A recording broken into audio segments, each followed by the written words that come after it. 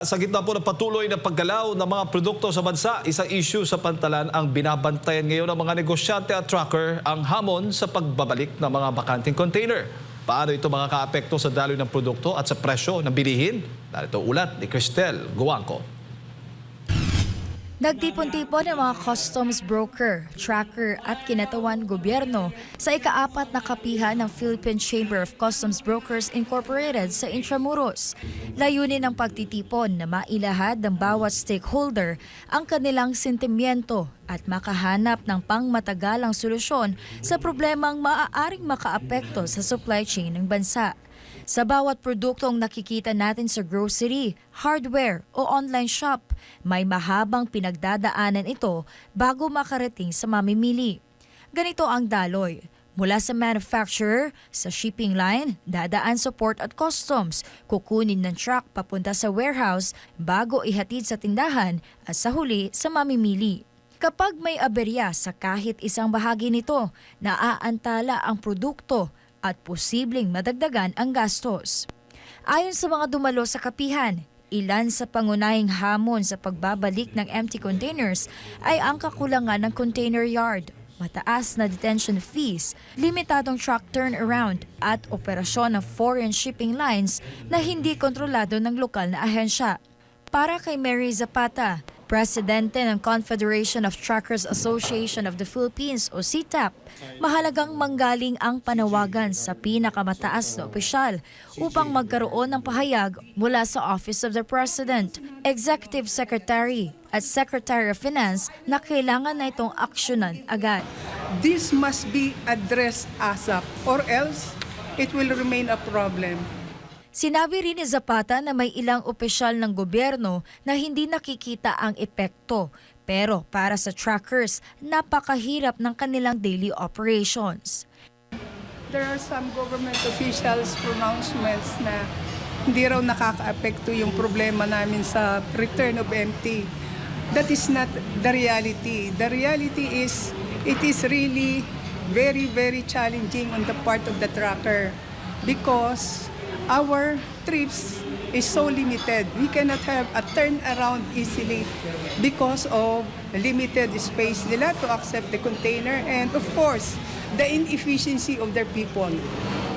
Ayon sa Department of Trade and Industry o DTI, may mga hakbang na silang isinusulong para mapabuti ang logistics, kabilang na ang digital transformation at ang pagpapatupad ng International Maritime Competitiveness Act upang mapababa ang international shipping costs. Samantala, ayon sa Philippine Ports Authority, walang congestion sa mga pangunahing pantalan sa Maynila. Bagamat mataas ang paggamit ng mga container yard, nananatiling maayos at tuloy-tuloy ang operasyon. Nagtipon din ang Bureau of Customs kasama mga stakeholder upang planuhin ang agarang solusyon sa paggamit ng pantalan at kahusayan sa logistics. Even with our reefer capacity, it's around that 88%. It's a bit high but within manageable levels. So walang katotohanan po na may port congestion dito. Pero ayon sa mga broker, hindi mareresolba ang problema kung hindi muna ito tatanggapin bilang isang seryosong issue. There has to be an admission that there is a problem so we can identify the solution to the problem. Pag dininay mo yan na may problema, imposible may solution. Dagdag pa ng mga trucker, responsibilidad ng shipping lines ang empty containers dahil bahagi ito ng kanilang operasyon. Parang kung may sasakyan ka, dapat may parking space ka rin. Ganon din sa containers. Ilang government agency na yung ating pong kinausap pero lumalabas na hindi nila under itong mga foreign shipping lines na ang nangyayari po again ay feeling natin na abuso tayo rito at natuturo-turo lang tayo kahit saan. Ayon naman kay Adonis Carmona ng PCCBI, makikipagpulong muna sila sa mga shipping lines para subukang maresolba ang problema. Kung wala pa ring malinaw na solusyon, narito ang kanilang babala. The brokers, we will shout out in our social media page, no, that we will tell our members, the importers, not to use these shipping lines No, we should avoid using the shipping lines who doesn't have shipping yards, who doesn't have container yards. Upang maresolba ang problema, narito ang mga iminungkahi ng stakeholders. Maglaan ng sapat na container yard o storage space.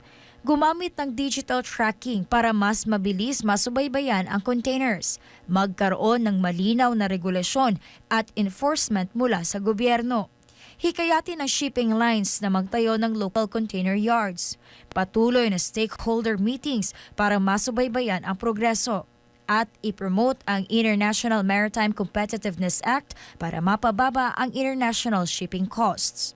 Kung maisakatuparan ang mga ito, inaasahang mas mabilis maibabalik ang containers, hindi maaapektuhan ng trackers at brokers at hindi tataas ang presyo ng bilihin para sa mamimili. Patuloy ang pag-uusap ng mga sektor at ng gobyerno upang maresolba ang hamon sa pagbabalik ng empty containers. Ngunit nananawagan ang mga tracker, broker at importer na aksyonan agad ang problema bago pa tuluyang maramdaman ng publiko ang epekto sa presyo ng bilihin. Para sa Diyos at sa Pilipinas kung mahal, Crystal Guangco, SM9 News.